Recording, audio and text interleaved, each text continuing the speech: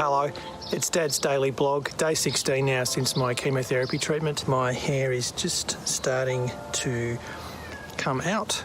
There it is. You go from being that seemingly invincible dad to someone who all of a sudden is incredibly fallible. I remember my hand was shaking. Telling your kids you've got cancer is a really difficult thing to do. He's been like sad, but not crying sad. Mum gets really sad. Talking to your kids honestly but positively about what you're doing here and now was what we did.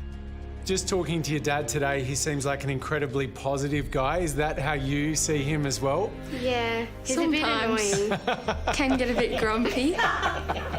Is he just off camera now, like shaking his head He's at you? over there. He's laughing at us. With a family history of prostate cancer, Andrei went for a test at the age of 40. My test was good, so my doctor said, look, we wouldn't normally have you back till you turn 50, but because you've got a family history, let's have you back at 45. By then, it was too late.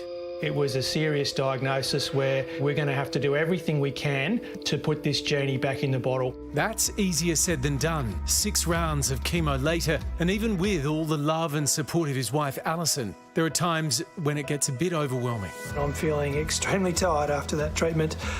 Time to lie down. You wax and wane between focusing on the negatives, focusing on the uncertainty, and then coming back to the present with these sorts of things. Advanced prostate cancer is currently incurable. I've been told that this is more about control than cure. That's a really hard thing to come to terms with. Skin cancers aside, prostate cancer is the most common cancer in Australian men.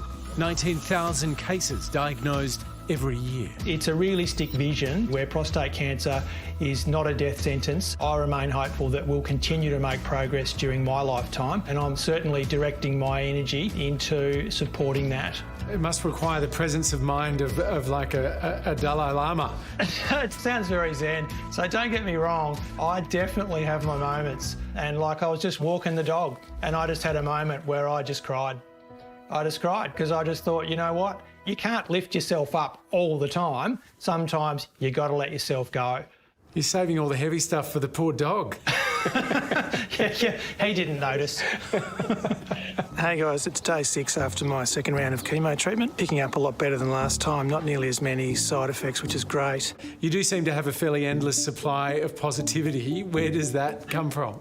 My father is actually probably my biggest inspiration in that sense. My father's an amputee and he's not let those challenges get in his way in living a full life. He's obviously taken some notice of the way in which I had coped with my handicap. I hadn't been aware of that. It's just something you grow up with, and the family have all accepted as normal. My dad was 61 when he was diagnosed. His cancer was detected at a very early stage. He had surgery, and 16, 17 years later, he's cured. It makes you very much aware of the battle that he's undergoing and the strain on his family, but it made us feel a little bit powerless because there's nothing you can do. That said, John knows all about battling the odds. I've lived a very active life. I played soccer. I was goalkeeper for one of the teams at my university. That was because as an amputee, I was pretty good at falling over.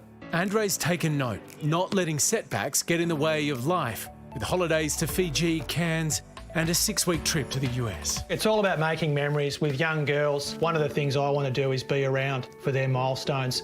So I'd love to be here when they turn 18. I want to be here when they go to university.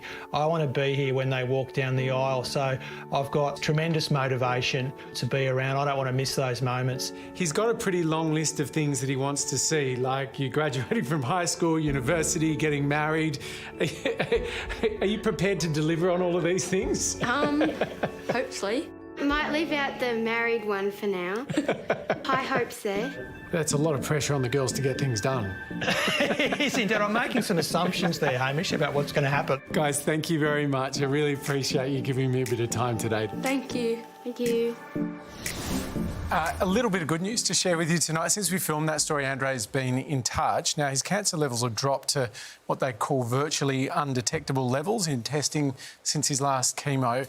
It doesn't mean that he's completely in the clear, but it is clearly great news. That is fantastic news. Apparently, awareness levels in Australia have never been lower of prostate cancer. And right now, 230,000 Australian men have prostate cancer.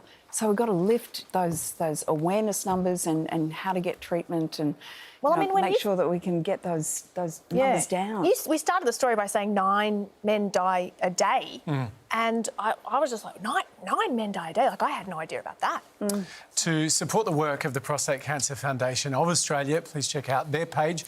It's on our website right now.